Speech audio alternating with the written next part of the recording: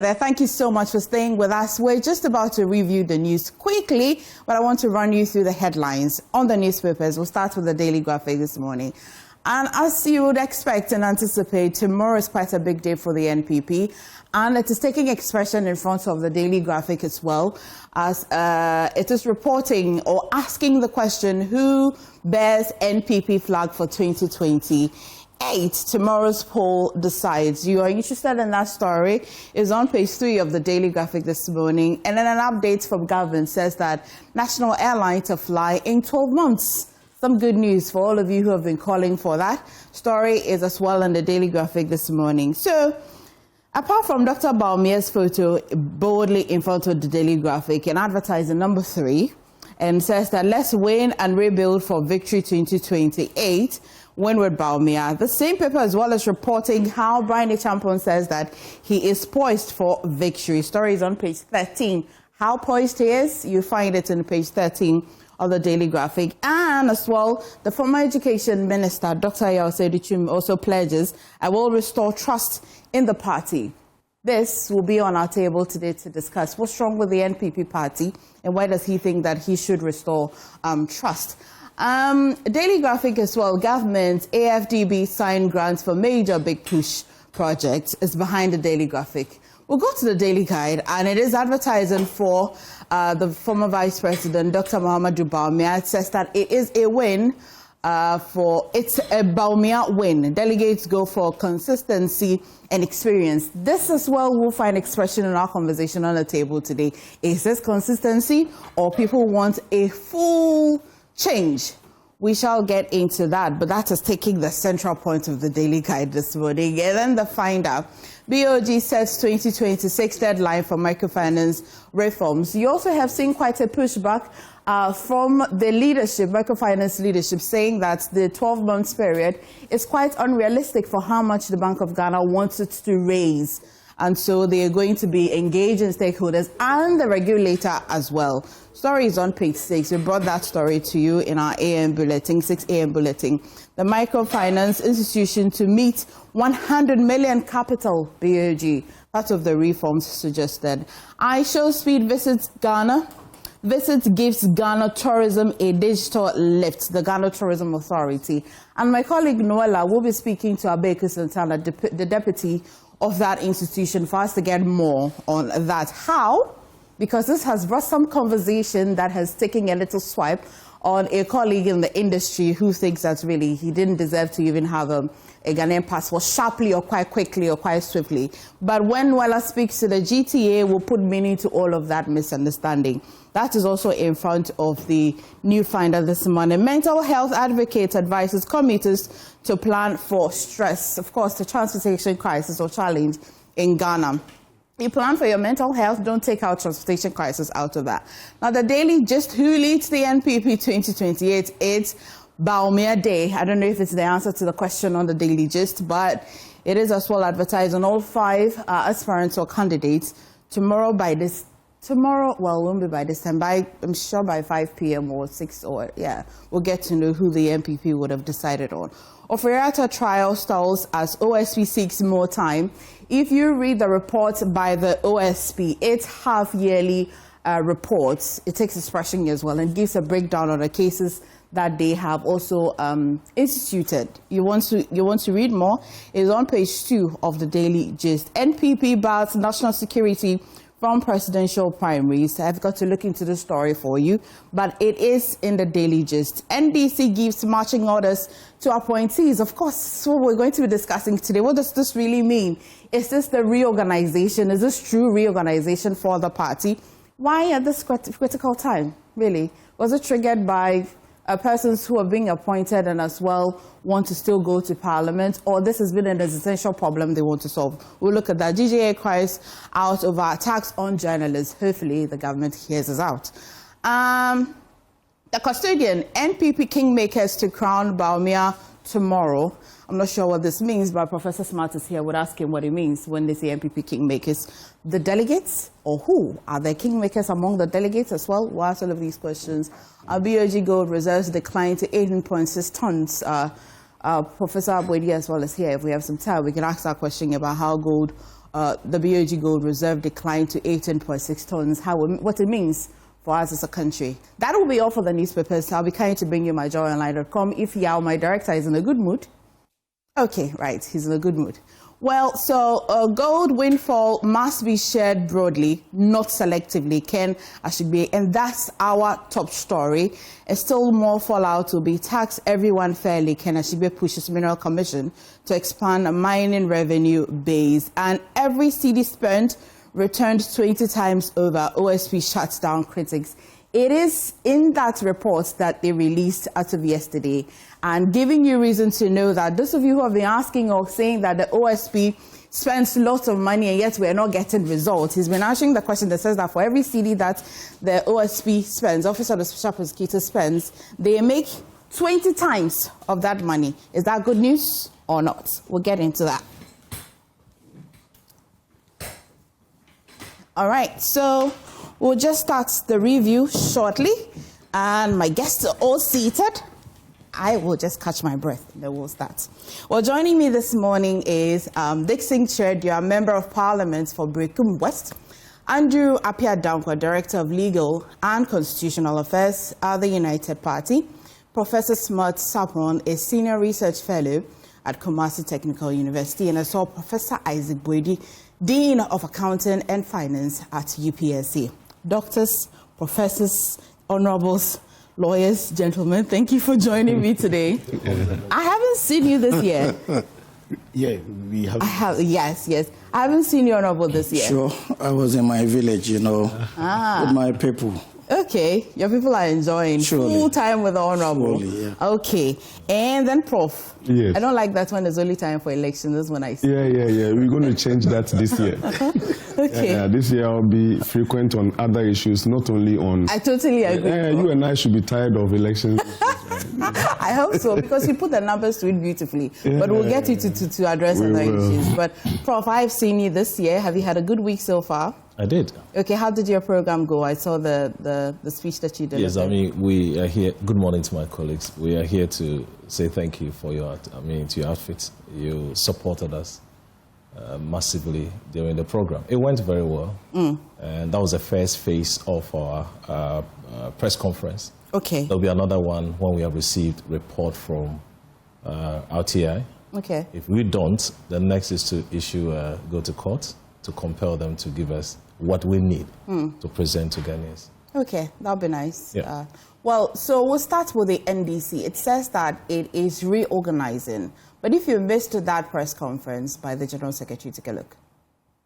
The directive for all members who want to contest in a party position to resign from all government appointment, according to General Secretary Fifi Fiavi-Kwete, is expected to affect ministers and deputies, chief executive officers, and managing directors of the various state institutions who are expected to step down by middle of this year.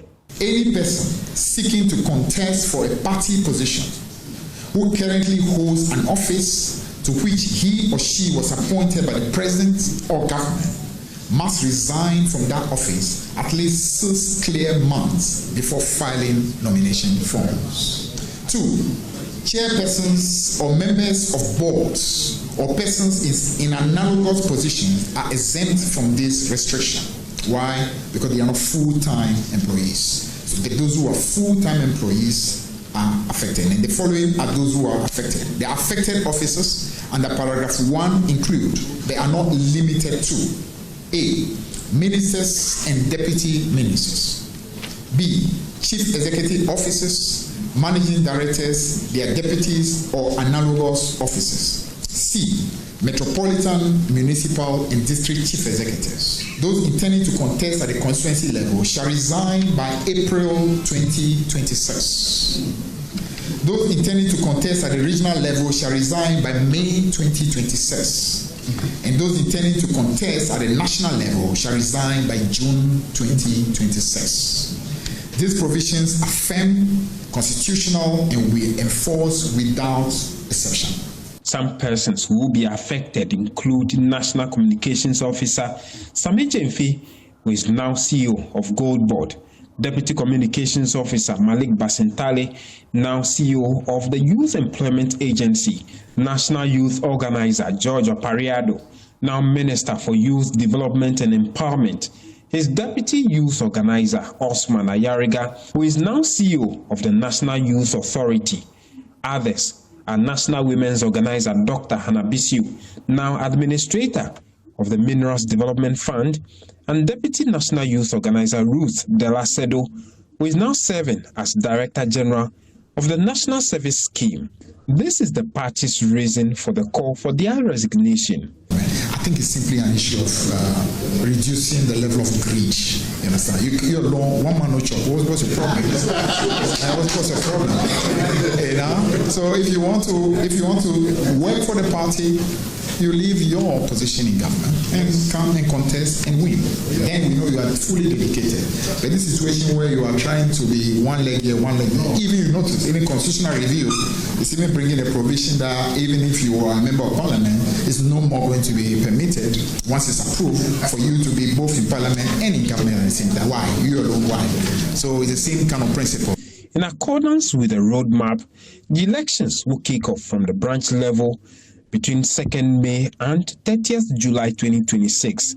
Elections at the constituency level is scheduled from 15th September to 24th October 2026, region from 6th October to 15th November 2026, and the national executive elections from 20th October to 19th December 2026. Registration for new members will, however, open from 10th February to 30th March 2026 at the branch level only. This is how the party plans to ensure transparency and fairness of the process, especially at the grassroots level. Under no circumstances should the membership number of a deceased member be transferred or swapped for a new registrant. I want to take that again. Under no circumstances should the membership number of a deceased member be transferred or swapped for a new registrant. Any branch found to have violated this directive will face the severest sanctions prescribed under the constitution of the party. The NDC says it's hopeful to strengthen the party structures even more with this approach to its internal election. James Savaji, Joy News. So that's a wrap of what the General Secretary has been saying yesterday. You have slept over it. I have as well slept over it. Now it's on our desk to discuss. Let me start with a member of parliament, of course, for the NDC. And let me ask him how he feels about it, first of all. How do you feel about it? Very good. Is it? Very good about it, yeah. But this is my first time on the show since 2026. Let me use this opportunity to extend the best wishes to our cherished viewers across the world for the new year, and also say a very good morning to the good people of Brekum West. And also to you, MFI. It's been a while, and you're looking smitten this morning. Thank you. Again, let me congratulate my brother, Mahdi Jibril, who was appointed the acting Director of Elections and IT for NDC just yesterday. Oh. And he deserves tons of congratulations, affectionately known as Mr. Pink Sheet, experienced hand to work with computer. Tenko. That's going to be very good for the party.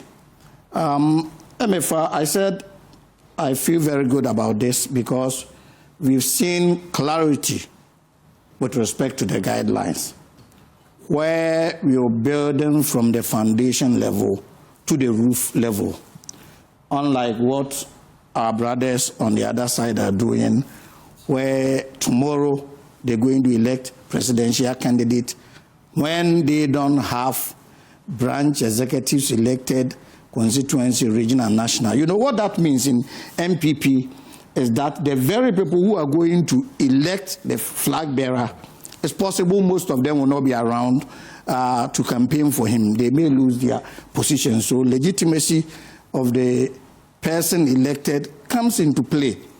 We're starting from today NDC, all registers of the party are going back to the branches.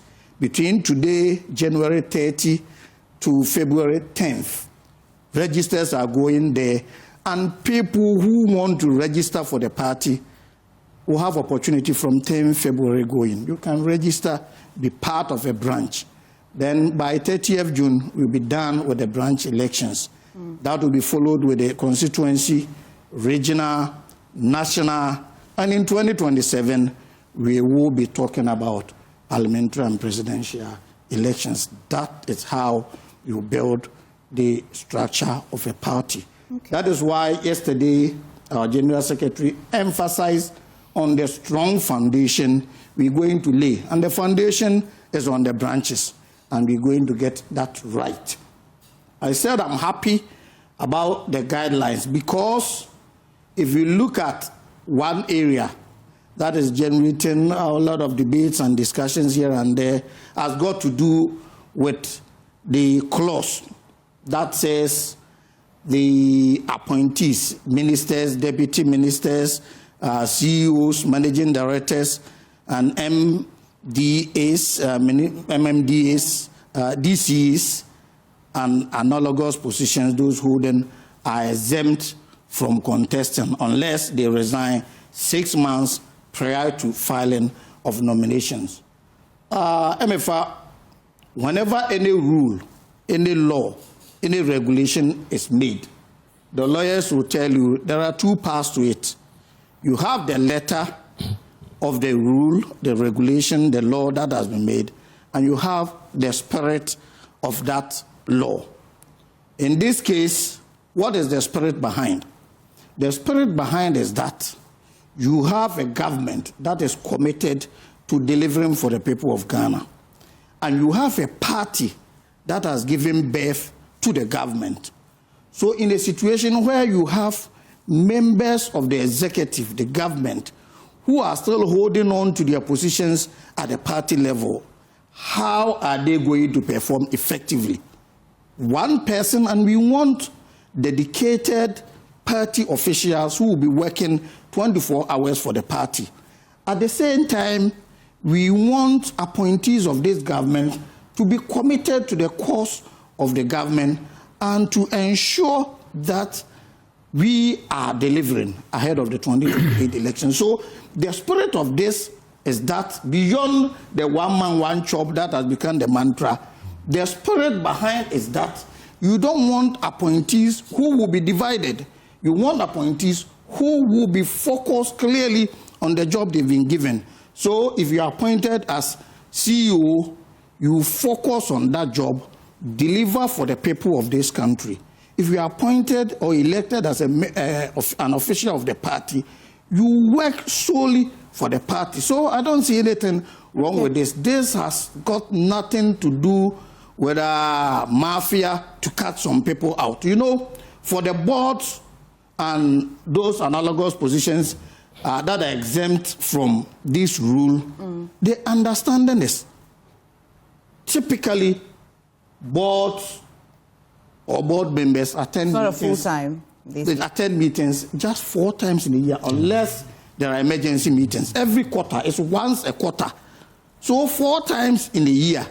Okay. And I don't think that is going to significantly affect performance of people who are party officials and at the same time board members or board chairs. So that is completely different. Board members normally are not paid for the job they are doing. It's allowances. It is not full-time, once maybe every 3 months. And for that matter, it will not significantly affect their performance as party officials. That is why they are exempt. But if you are chief executive, if you are district chief executive, it affects you as well. Significantly. It means you are not going to work for Ghana. You will be taking salaries and will be sitting at party offices and be working for the party. And that is Does the party pay them for being, if you say you're a general secretary, if you're, do they take, no, do they get paid salary? There are some. There are not all. In fact, maybe at the national level, maybe the general secretary. But the point is, we need you to work as a full-time party official. Okay. So that party will benefit from your services. And if you are in government, we want you to work full-time for the people of Ghana who are paying you. You cannot be drawing salaries and will be using party duties as an excuse not to be in office to work for the people of Ghana. So I think, this should not generate any hula balloon. We'll decide. Let me clarify here. Yes. That not everybody will be happy about. The guidelines. As usual, human institution, you have people who will be dissatisfied. But one thing about these parties, hardly would you see party officials being up in arms with the executives or party people sitting openly in the media and be challenging the decisions of the party. Because this one, the national executives, pursuant to Article 54 and other relevant provisions in the Constitution, have the power to come up with the guidelines. And let us clarify here, these guidelines is for the upcoming party elections. When we get to the parliamentary and presidential, they will come out with another guidelines. That has been the modus operandi of NDC. It'll be a good time to bring Prof in. Prof, and I want us to take it from where the General Secretary himself ended, just opposing it to the spirit of the regulation that Honorable has also just presented on the table. He was quite clear when he was asked the question. He says that it is a move targeted at ending and giving equal chances to deserving members. In short, one man, no chop. If I hear this, does it defeat the explanation Honorable is providing? First of all, how do you feel about the guidelines? So let me attempt to answer the first question. Okay. Then I'll be able to move to one man, no chop slogan. For any democracy to thrive, these internal reorganizations initiatives cannot be discounted. And when structures are built from the base at the micro level, the macro level also will be impacted. So I'm happy at this stage we've seen some reorganizations across the various political parties. It started yesterday with the NDC. NDC is coming off years of internal tension for some time. So the roadmap is an attempt to stabilize the party. And the roadmap for these reorganization is essentially internal reset. Internal reset. You know, they've been championing on the word reset for a long time, and I'm sure they want to start with their own political party. I'm saying it on the premise, on the basis that the secretary mentioned the 3 pillars. The roadmap will hang on 3 major pillars. One is membership and register cleanup. So they return the register to the branches. They will do the registration and re-registration. And then membership dues will be enforced. When you see a party taking such a path, it tells you one thing, that it is all about ensuring that the register they are going to use, or for a credible internal election to be successful, you cannot use an outdated or disputed register. That's the first pillar which they want to address when you use that membership and register. So that's the direction. The second picture or the pillar is restoring discipline in the party. Factionalism and then indiscipline, they cost political parties. And I'm sure NDC, they've had their turn. And these people, they've had similar turn. So if someone comes up and tells you, well, this is what we are going to do, we ensure that we restore discipline to the party. The other one is a structural path to the elections. You know, it enhances legitimacy. That if someone is appointed or elected tomorrow, we can trust we can trust the validity of such process. So that is what they want to do. But let's also flip the coin a bit, change the direction. I wasn't enthused about the word one man no chop. See, when you organize a program like this, and then you use phrases and words like what was used, the media will feed on such words. Are they telling us that's what is happening in the party? It takes a shine of all the things that were said. Me, that's what I am. One man no chop. Why do you even use this word in such a place, as a platform? Tell us what you want to do to bring the party up to speed. That's all. Is that what is happening in the party? I don't know. But you see, we don't operate, you're alone in the world. No, there are people who are feeding into your words and what you say. So I will encourage that when we get such platforms, we use the words, we should be careful with the choice of our words. For me, it takes a shine out of everything that was said yesterday. But for a roadmap to be successful, you must fairly apply the rules. That's my word of caution. Because if they don't take care, this whole thing can degenerate into other confusion. And for the appointees and the CEOs, I'm sure, after this incident or the statement, there will be rebuttal. They will react. And that's where the challenge will be. I don't know whether they've had internal consultations for some time. But if it was just put on the platform or that stage, I don't know what they are going to do the next time. But I hope we don't have any backlashes or other issues after this. We should have a peaceful environment to help enhance our democracy. That's okay. I would come to the lawyer. You want to answer a question? Yeah, if you followed the program closely yesterday, or if you were there, for the 35 minutes, he delivered the roadmap, everything.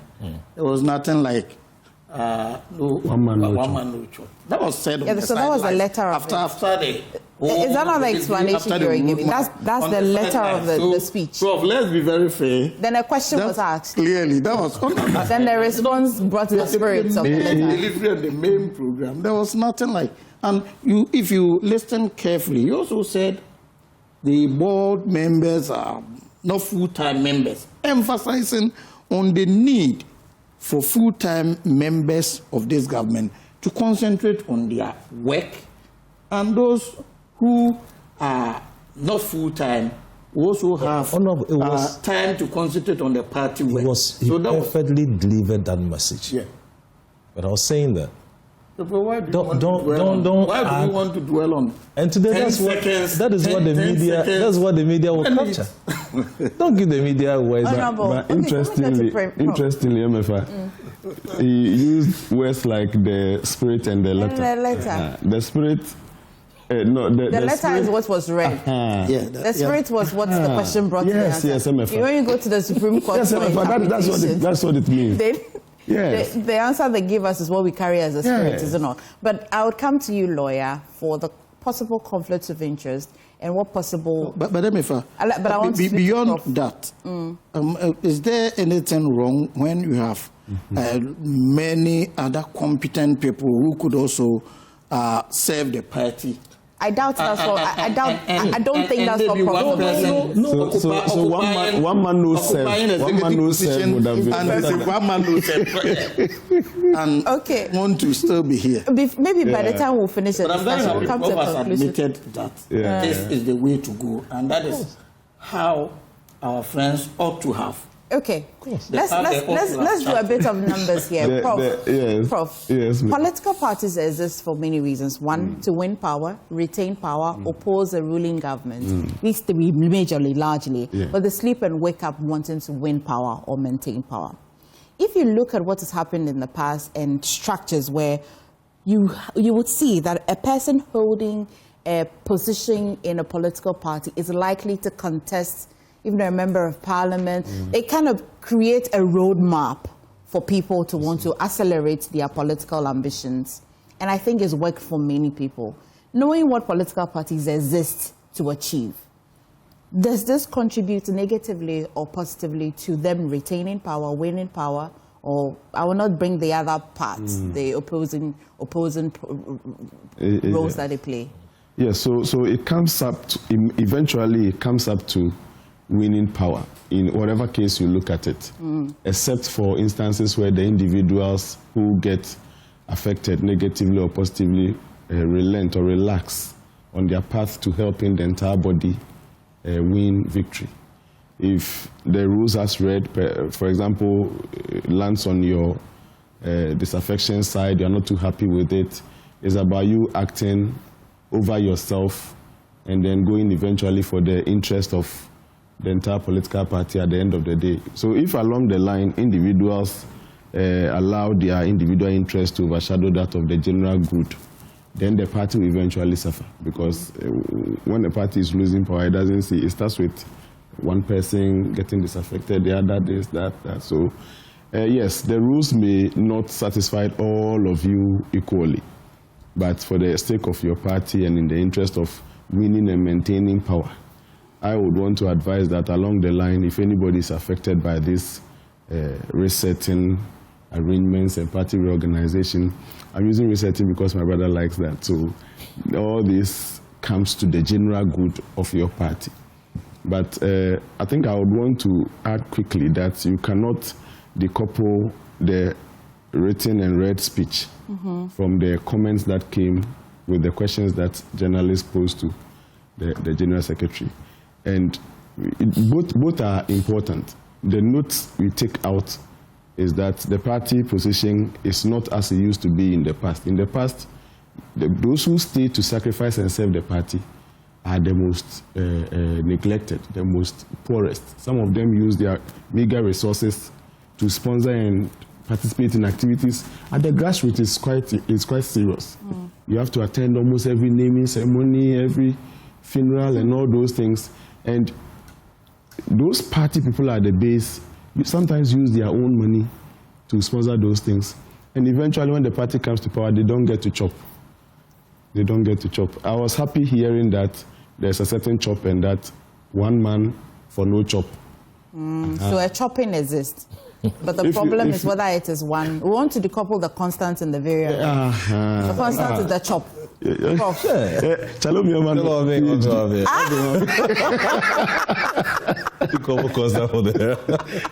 Anyway, proceed. Yeah. So, and if you remember, some time passed, about 6 months or so ago, the Deputy General Secretary, Mustafa Gbande, was on tape talking something about some funds that is usually allocated to the party at the base.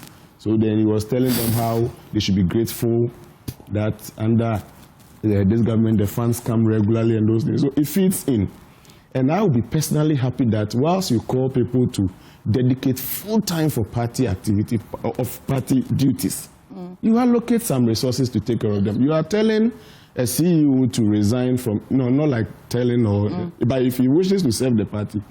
Can you imagine a CEO like the NSS boss or Sami Jenfi, my brother, resigning that position, coming to take charge of party communication full time, and you say chop no day, chop no day monk. If chop no day monk, then who will resign and come and do this? It should serve as a note to the NPP, the CPP.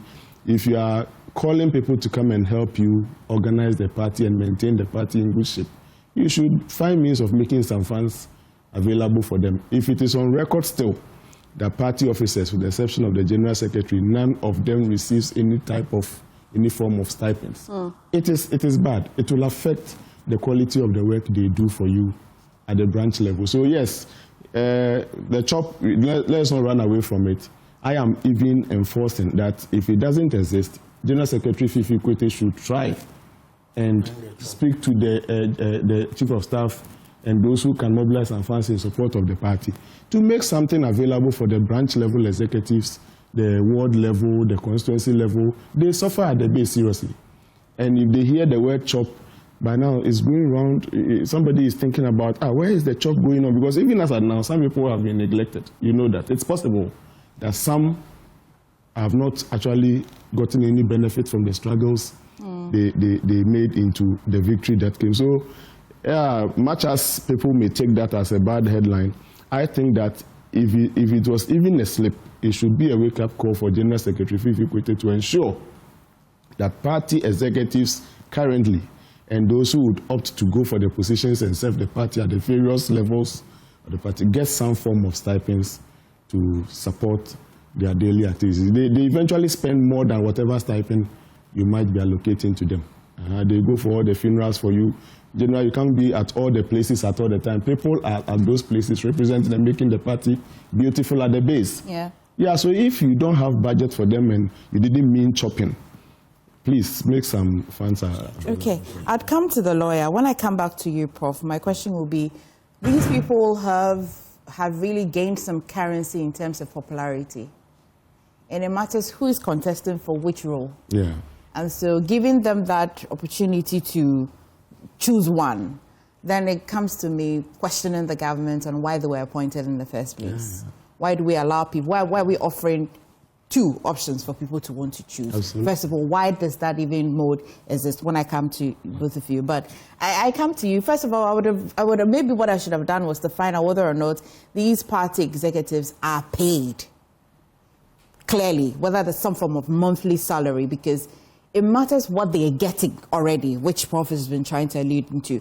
It matters what they are getting currently for us to say that that's enough for you. So if you're being appointed, it affects you. If they were not being paid, would we also be concerned that they may be distracted in their performance generally? Definitely. Could they have done the job just okay because you're not being paid, so there are no KPIs for you to meet? Is that possible conflict of interest? Will any of these executives say that? No, I'm going to contest this. I take to notice that this is a political party, which is very different, but can they in any way find some conflict of interest and want to proceed if they want to contest this decision? So let me wish your lovely viewers a good morning. Nice I'm privileged to be sitting with my two professors and my honorable Smart I've never met in person, and it's a pleasure meeting you. Yeah. So to answer your issue specifically, I think if there's any issue individuals who think they may be affected can have, then it will be whether or not the directive is constitutional or not. Because political parties act by the constitution, and then the issue is that as to who qualifies to contest or not is a question that their constitution ought to have answered. So is it a case that, in spite of what their constitution says, the General Secretary has the power to arbitrarily set rules that can exclude party members from contesting? So specifically for me, that's the issue. It's not necessarily whether or not they are paid. So this is not decision of the General Secretary, it's a decision of NEC. That was taken far back in December last year. That's fair enough. So I'm not giving, I'm stating that if there's any issue, the issue will be whether or not the decision is constitutional or not. Because you have a case where the constitution has, I haven't seen your constitution, but I'm presuming that your constitution, like all good constitutions ought to do, is set down the criteria as to who qualifies to contest for a position or not. Whether or not NEC or any other body has the arbitrary power, in spite of the clear terms of the constitution, to make a decision that potentially can exclude party members from taking positions. So specifically, now when it comes to, for me, the broader question, for me, that's what interests me, is in how political parties feed into the bigger national agenda and how they can position themselves in the best way to enable us achieve the broader, bigger agenda. Now, what's the broader, bigger agenda? The broader, bigger agenda is, for me, is in why we do politics, or why we ought to do politics. And here, I want to make reference to a definition by Aristotle in what politics is. Since politics is the master science that uses all the other sciences, to what end? To create a strong state and to ensure that the welfare of the people are protected. That's why we do politics. So anybody at all who says they do politics, anybody that does politics, that should be your ultimate goal. So political parties want power, not because that's the final objective. They want power because they want to use that power to create a strong state and to create a system where the individual ambitions of the citizens can be met. Now, you see, we have a constitution that creates powers and sets out powers. in this 1992 constitution, political power, or let me say executive power, is not, because that's the ultimate power. The rest of the powers are supposed to limit the executive in-house so that the ultimate purpose of the constitution will be met. Executive power is not given to political parties. Executive power is given to an individual. Yeah. So technically speaking, political parties technically do not come to power. What they do is that they sponsor people to come to power. Now, there's always, so that means that you have two institutions. So it means that the government is separate from the party. Okay.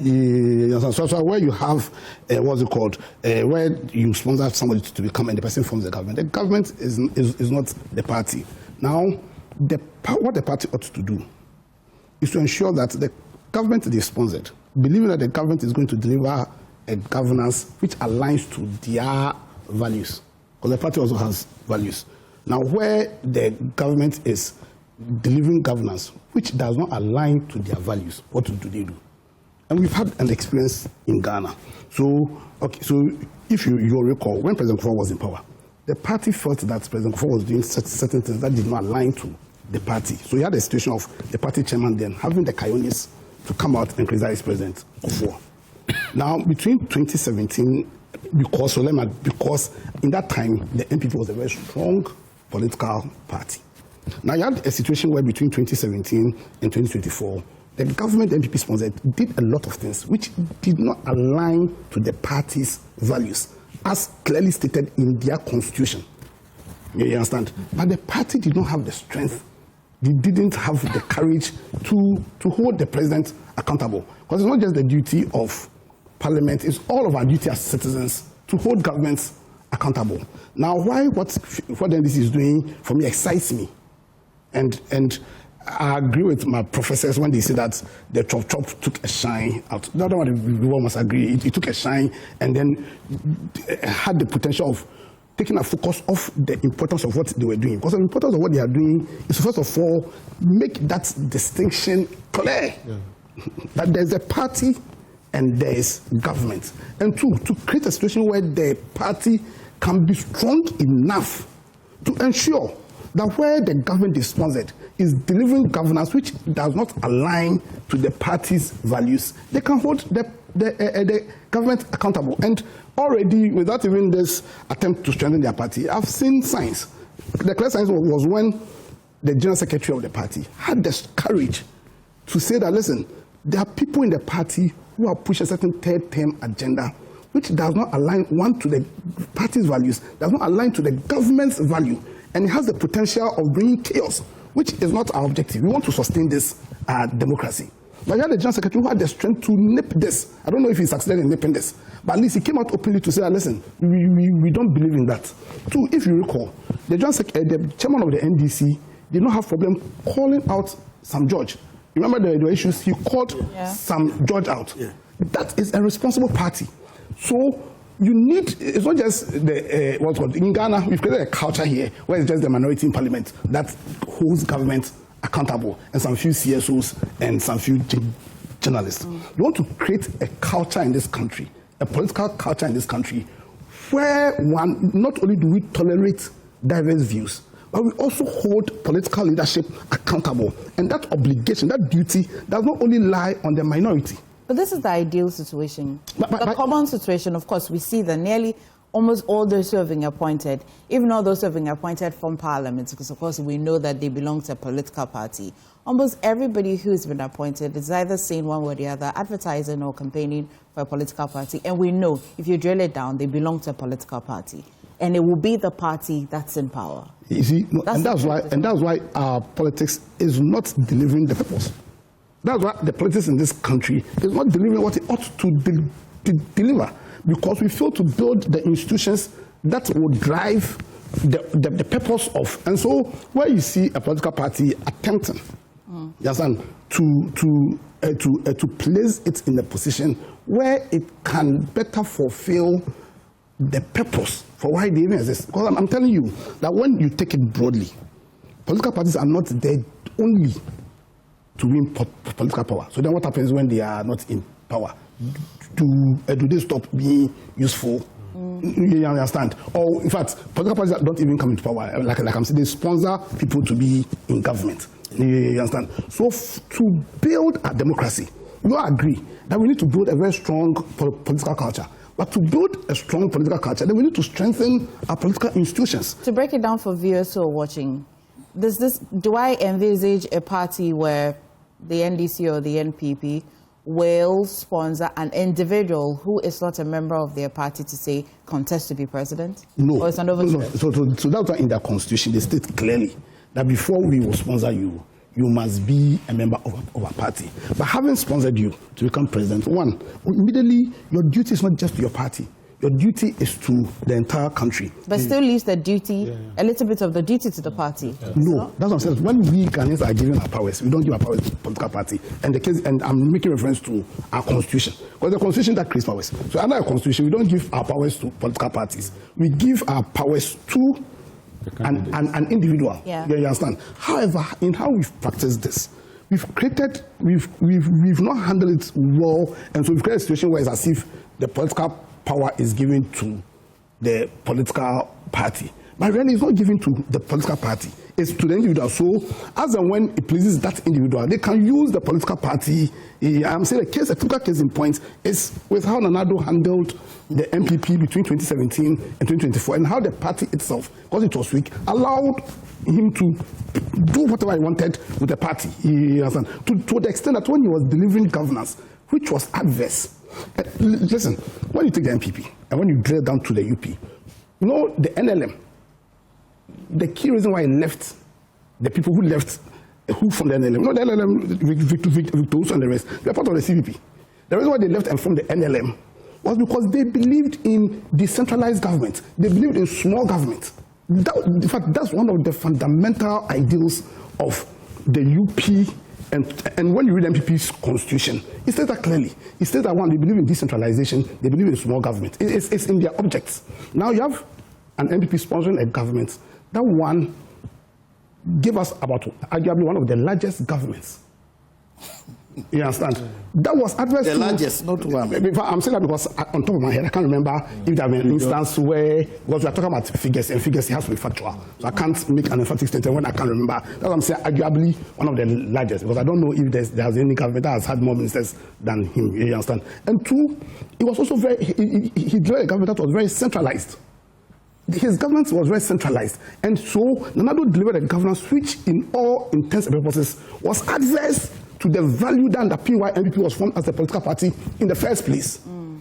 How did MPP as a political party oppose this governance which was adverse to their values? They said they kept quiet. And we are seeing the consequence of that misgovernance. Now, I'm saying that what Fifi Kwete is doing is something that must be applauded. And they said that he brought the chop thing, and maybe that chop thing can if he didn't say the chop thing, yeah, that can make analysis. If he didn't say it, to be fair, will we have ended this press conference just knowing that they just want pure separation, but not because we don't want people crossing carpet and having too much resources available. I think without him saying there'll be a pushback. That's what I'm saying, because I'll be very naive if I say that people also don't do politics because of their personal interests. I'll be very naive. People also have their personal interests, so there'll be a pushback, and that's why I'm saying that one of the legitimate pushback that I'm seeing, I haven't had the benefit of studying their constitution, but it will be whether or not what Fifi Kwete is doing is constitutional or not. Because I can see you have a situation where the constitution will set out who qualifies to contest for, and I don't think in that they'll say that where we are in government. If you I also don't envisage the constitution. You understand? Like and then let me just land here. And so then the pushback will be, okay, it doesn't matter whether it's NEC or not, because NEC also draws its powers from the constitution. And NEC's authorities so is NEC acting in excess of the constitution within the framework of or not? That can be a possible pushback. And like I'm saying, I'll be naive if I say that we all don't do politics because we also have interest. You understand? Except that your interest should never exceed, like how Prof said, one, the party's interest and two, the nation's interest. So certainly there will be some pushback, and that's where I see the pushback. But outside of the pushback, in terms of the spirit is not just the chop. You understand? The spirit is that when this is done and this is done well, you have a very strong party. You understand? The other issues will come, and you're making points. Do they give? I don't know why parties in Ghana I think they can't do business. Is there any law that stops parties from doing business? Because parties must find ways of running it like a business. Yeah, you understand? Then in that case, good. Like I say, NDC is doing big time. No, all over the world. Yeah. You understand? Then the parties can be run as proper institutions. People are paid. People don't do pro bono jobs. Because the pro bono jobs then is in the corruption. Because when you talk about the chop. Yeah, because if I'm not paid, I'd rather secure a job in government. So the chop is talking about. And go back to fulfill promises I made to people who voted for me. The chop as an organizer or anything. Just a quick one. Okay. A quick one to what the ideal situation lawyer is creating. Yeah. Where I want to slightly draw his attention to all of us, attention to is that the structure is that when the person is sponsored to become the president, he forms his government using the same people who sponsored him. So like you mentioned, almost 99% of the people that will help him govern are from the same political party. And it becomes those individuals' responsibility to put him, the sponsored, the president, in check first for and on behalf of the party. So you are in government there, and that is where they go wrong and they break the tie between government and party. And I agree with him. Government, the gap that existed between government and party under the XY government was huge. I mentioned it ahead of the 2020 elections and even towards the 2024 elections. Still, that gap was visibly very huge. Very, very, very huge. Because the people who were selected to be part of government forgot that they came from a stock, a political party, and their duty first is to help the governor, the president, govern very well, not disconnected from the ties of the party, their beliefs and all those things. Immediately they forget. That is where party general secretary would find it worrying that you cannot be here and there because, while you are there, you are appearing to forget about our values and all those things. And so I will advise those that get the opportunity to be selected to be part of government, that they don't go there as, and you hear some of them even say I'm serving the president. Is the president, are you serious? You have forgotten the roots, how the president even got there for you to even be, yes. So they create the problem. It's a tea we drink on this table every day. I like to say good morning to His Excellency the President for the good job. I have to make time actually for them to say all the good mornings before we get into the matters arising. I'll come to you, Honorable. It's good you say that you say good morning to a man who is delivering. So that there's nothing wrong with that. But as my brother was elucidating on the legality or otherwise of it, there are qualification criteria clearly set out in the Constitution. And Article 54 also says, notwithstanding the criteria set out, the NEC also has the power to come up with guidelines, depending on the times. You see, you cannot keep changing the Constitution every year or every 6 months, but there may be circumstances that will require certain decisions to be made. And that's clearly. So these guidelines is for the upcoming branch, constituency, regional, and national. For parliamentary and presidential, there will also be another guidelines. That has been... In that case, if the Constitution gives this amount of power to NEC, in that case, on elections, you see, when you read Ghana's constitution, and you see, we should not forget that the party's constitution, their values should align with the nation. Exactly. Now, one of the fundamental principles that underpins our constitution is the principle of the rule of law. And one thing that the rule of law abhors is arbitrariness. One of the rule of law abhors is opaqueness in, you understand? And so if, like you are rightly saying, the NEC has that huge power in the name of guidelines to arbitrarily decide You understand? Then, in my opinion, it flies against the principle of the. Let me take from Brady. Let me have also coming. We're looking at level playing field 1 and 2. How can one person be performing 2 functions? Yeah, so do it do it properly. Do it properly. So hold a Congress. Amend your constitution. It says that where we are in power, like how the NDP did in their constitution. Now, if we are in power, we hold elections at this time. When we are in opposition, so you can also state clearly that when we are in power and you want to be in government, you cannot contest. Absolutely. You understand? It's like MPP. MPP had the Congress and said. They can now vote on the presidential. No, that's another issue. That's another issue. Honorable wants to go diabolical. He started very well with Honorable is changing. Yeah, but Prof, do you hear what the lawyer is saying? Do you hear what this same constitution that's giving power to those who are providing these guidelines can amount to? Do you hear him?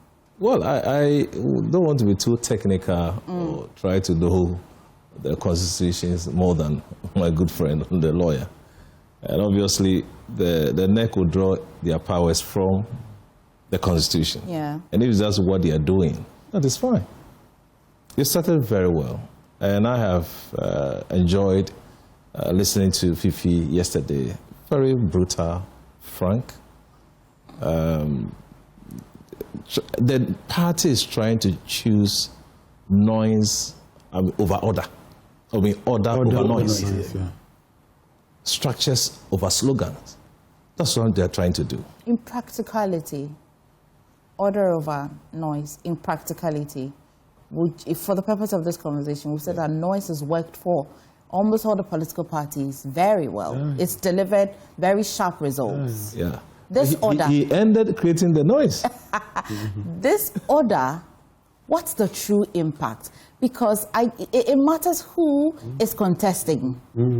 Yes. It also fits in the broader picture of elections, and we can't go past this. Okay. MFA, do you know what scared me? When your production started showing some persons who are eventually going to be affected. Yes.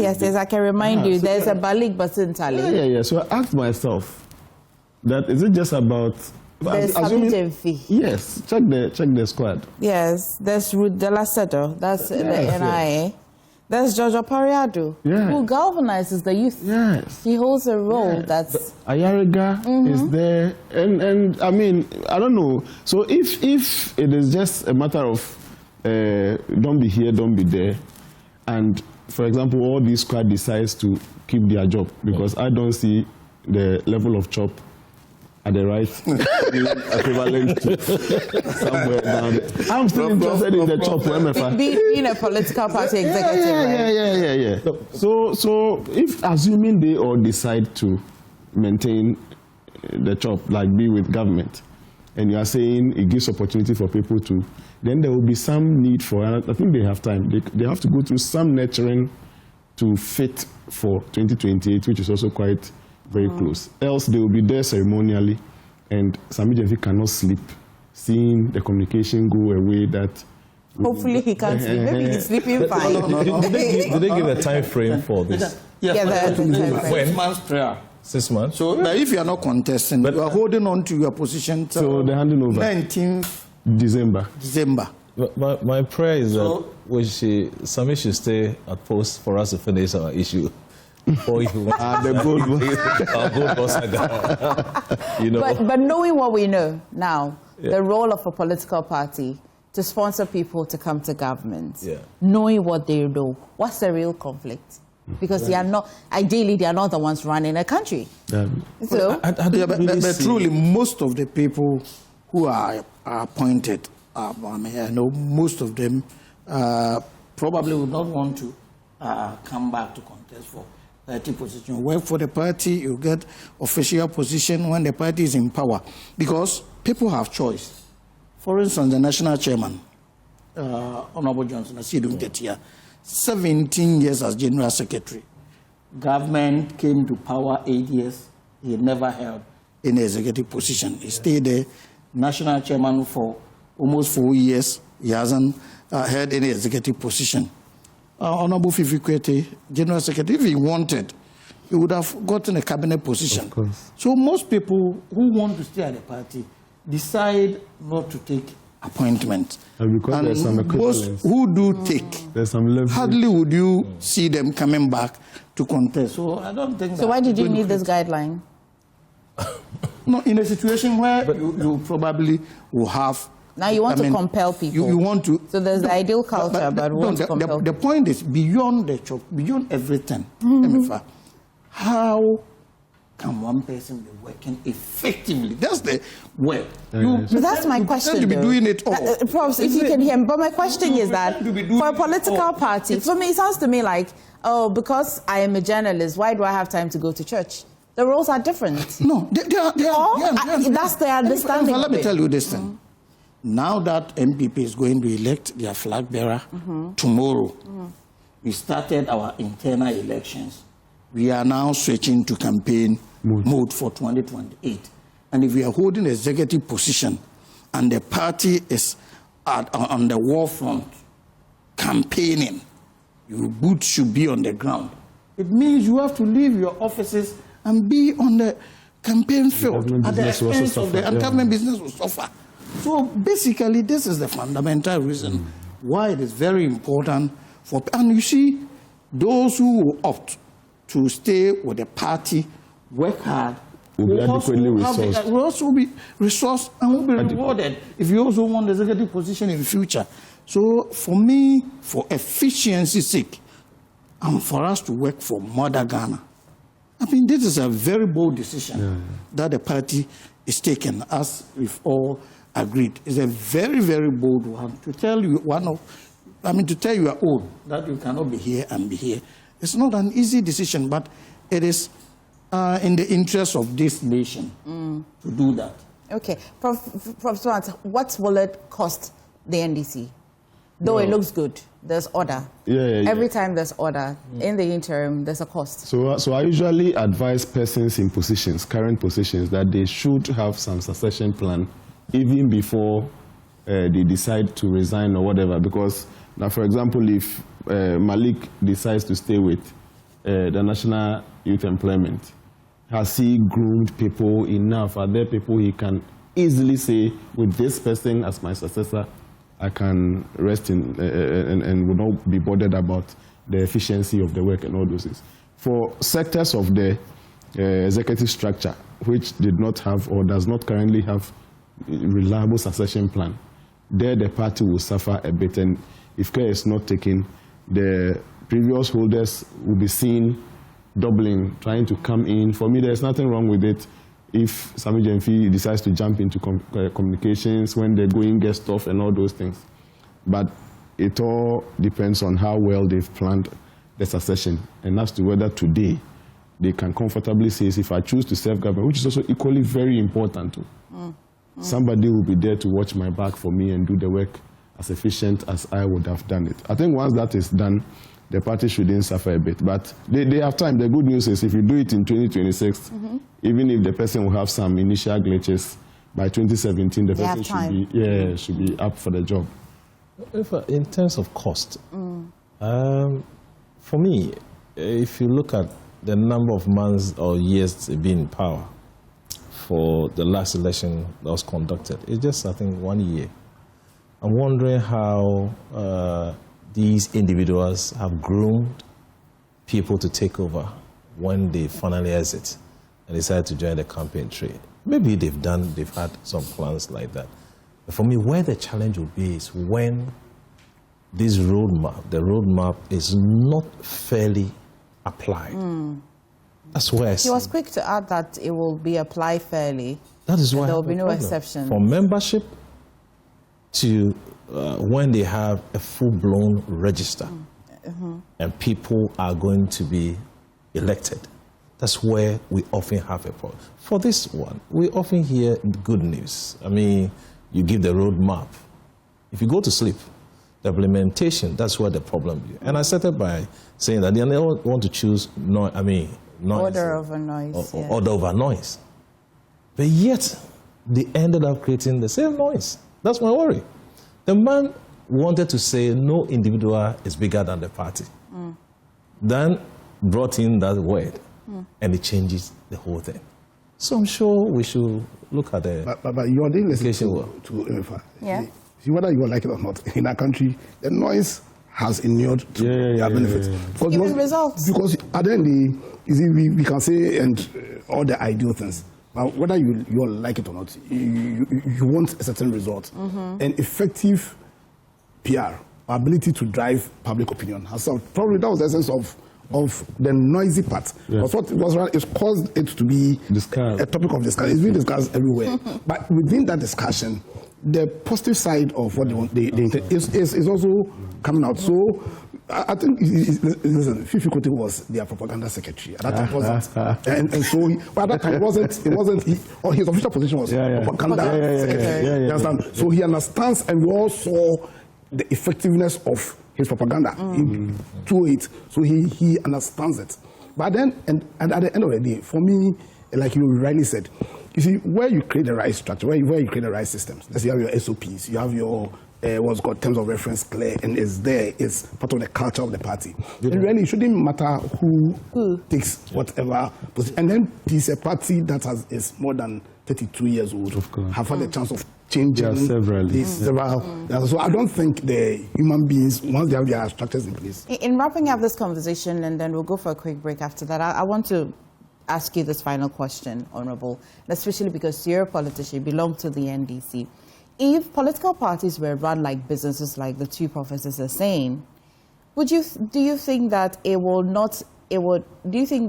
allow people to want to stay there and vie for executive positions when they don't go lobbying for appointments and all of that? If they were run, say for example, at the end of the month, you know that for this position, this is what you get and all of that. Do you think it will curb this crossing over? We won't be having this conversation? Yeah, to some extent. Is that to some extent. Really, how much extent? But it also depends on individual ambitions and aspirations.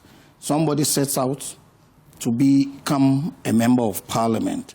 You work at the branch, you work at the constituency, and you want to become a member of parliament. It doesn't matter whatever resources available to you as a constituency executive member. Once your ambitions, your aspirations to become member of parliament, you will be looking at that end. That's quite somebody also wants to work. For people who get somebody also wants like to work for the party. Isn't it to appease them? Isn't it a thank you?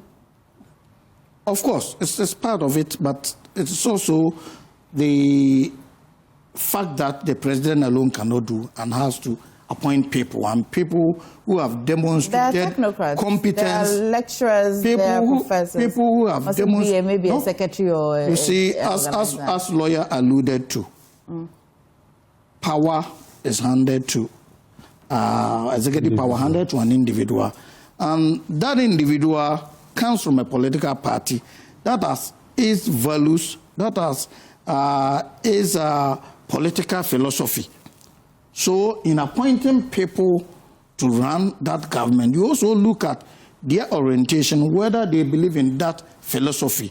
For instance, NDC believes strongly in what we call egalitarian treatment of people. What that means is equal treatment of all manner of persons, irrespective of their gender, irrespective of their religious background, irrespective of their social standing, irrespective of ethnicity, and all these things. So when you are appointing people to be part of NDC government, you look at all these things, whether individuals being appointed believe in these things. That is why mostly people are appointed from the party.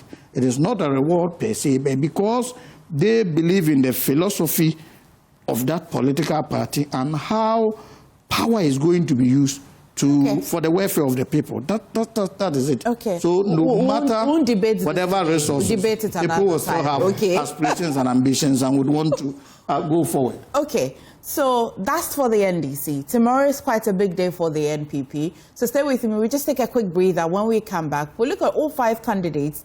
What are they looking for? Continuity or an entirely new disruption? What do you think they need to enter into 2028 and if they want to wrestle power? Stay with me.